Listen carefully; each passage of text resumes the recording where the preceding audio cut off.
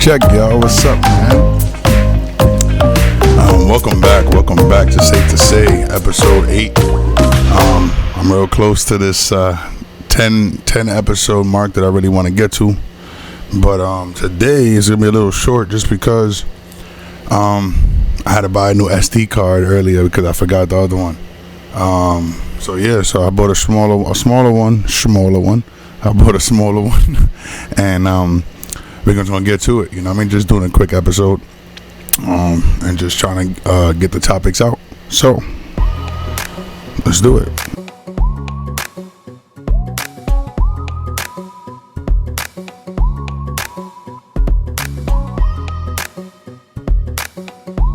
So, we are into it, man. And today I want to talk about another touchy subject, man. Because I be doing this on my Instagram, and for whatever reason, I get a lot of backlash, right? And I know, it's because I come from the inner city, and obviously this is for the inner city. So, let's talk about the Section 8 and the EBT trap that's keeping our households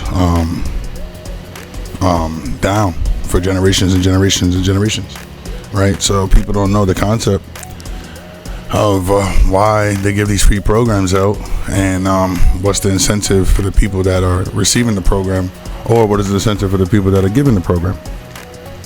And we can start with EBT. We can start with EBT real quick. The thing about EBT, man, so EBT was made to give people that are in need some quick cash, but the point is for them to go to a supermarket and be able to use the EBT. And in return, the supermarket continues to be open for the community, and the supermarket continues to buy product from our wholesalers. Now, the biggest industry in America would be our produce, would be our farming, right? Because without that, farm town America goes out of business, and we can't have that happen. You know what I mean? Because then after that, nobody's ever gonna want to go back and start farming, you know. So the system is we buy from our own people, which is producing all these goods. These goods then get distributed to all our supermarkets, which and then take EBT, which our consumers, you know, people like us obviously would just go in and buy these products that are available to buy on EBT. Hence the reason why they say no hot food and things like that, because they want you to buy, you know, cold cuts and stuff, you know, obviously to keep that market continuously going. Pretty simple, right? So it's a trap just because you can't make past a certain amount to get a certain, to get cash or to get a certain amount of food stamps. So they're really telling you, hey, don't work, stay home, and we'll give you this. If you do go to work, then worry about getting your food by yourself. So a lot of people look at those two options and say, hey, well, if they're gonna feed me, why would I go to work to then buy food? Correct. But the answer truly is that you should be going to work to buy food for your family. You shouldn't be allowing a free program that's meant to keep you down to pick and choose which food you could buy. Like, you could go out and buy milk, or you could go out and buy cheese or whatever, but if you're on these programs, you have a certain type of cheese you could buy, or a certain type of milk that's covered. Same thing going with everything else. They'll let you buy junk food and stuff like that, because that industry is not mixed in with the other industry. Now, anybody could go back and forth for me and tell me no, because obviously it's not healthy and stuff like that, but you know damn well the EBT done even got cashed out. You know, there's places that cash out EBT. So if y'all don't know what that is, you know, it's obviously, let's say you got $400 on your EBT, they give you $200 cash, and they take the whole $400, goes into their bank account, and they act like they sold you $400 for groceries. That exists. That's not good, you know, at all, because your potential of what they gave you was $400 in food, not $200 to go and pay your cell phone bill or to go and pay your car note. You know, that wasn't the case. So it kind of gets like messed up. But then a lot of people say, you know, why not use a system that was made to be used, or use it as much as you can? But so my issue with that is that once you start, you're never going to stop. And that's the thing. So you go in and you get your free food, and you get, you know, you cash out, you get a little bit of money, and then this becomes your job. Every month you're waiting for that free food stamps to come in so you can go and cash it out, so you can go and get this cash, so you can go and do something else with it. And then it's like, with all this energy, you could have just got a regular job, got the cash, and paid whatever you wanted to pay. But when I say it like that, it is like, damn, though, if it's available, just use it. But to me, it's abusing a system that when somebody else really needs it, it's not going to be available. And that's why that system is so hard, because they made it so complicated for people now to apply, because everybody abused it. And then, you know, personally, I'm not a fan of it, you know, so I cannot say I'm not a fan of it and then go on EBT, you know, like, that's not what it is. I'm definitely not on it. You know, I applied when I was 18, my mom, or 17, my mom was like, yo, go down, get some food, you know, that's necessities, da-da-da-da. I'm like, all right, ma, I'll go.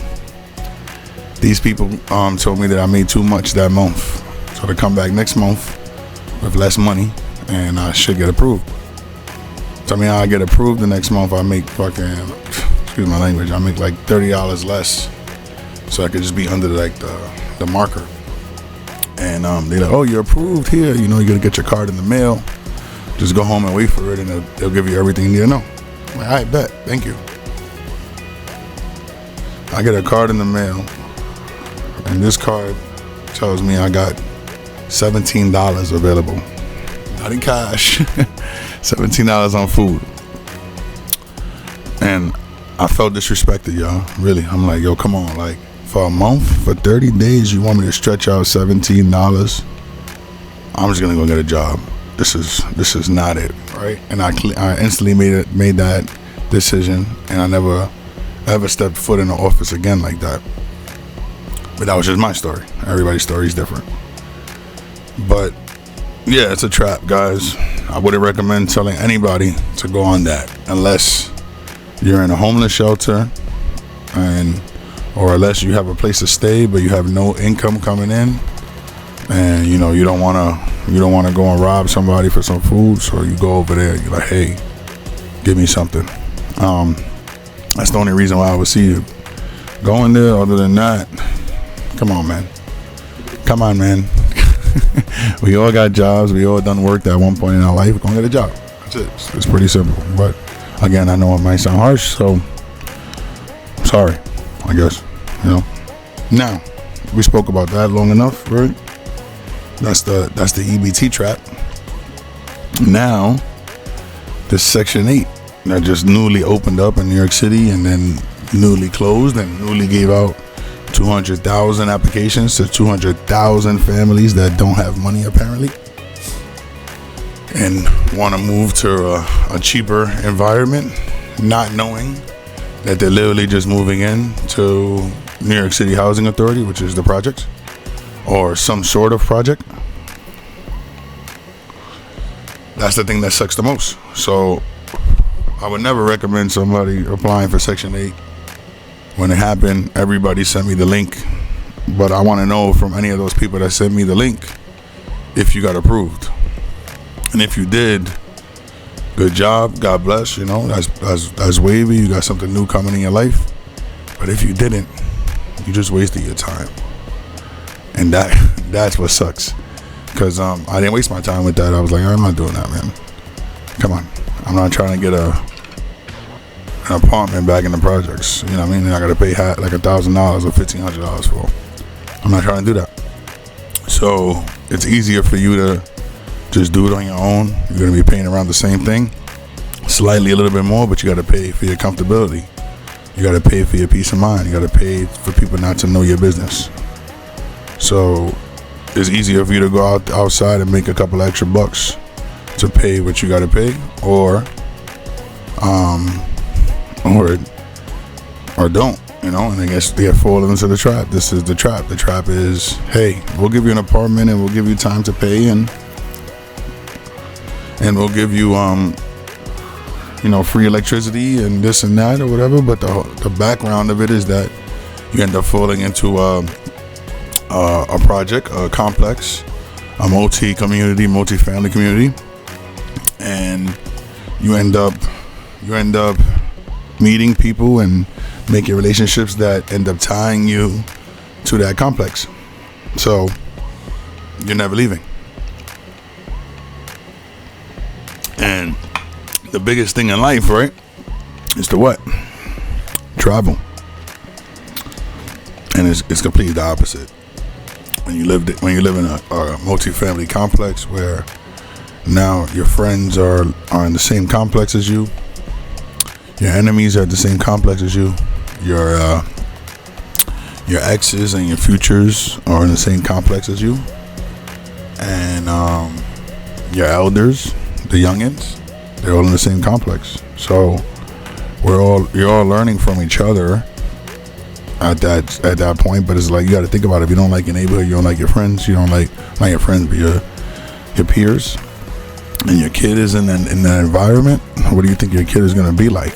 Not exactly like them, but he might have a trait from them for sure, because where do you think they learned it from? And that's why I'm big on getting out. So like I said, you doing a Section 8 application is actually the opposite of getting out. It's actually going in. So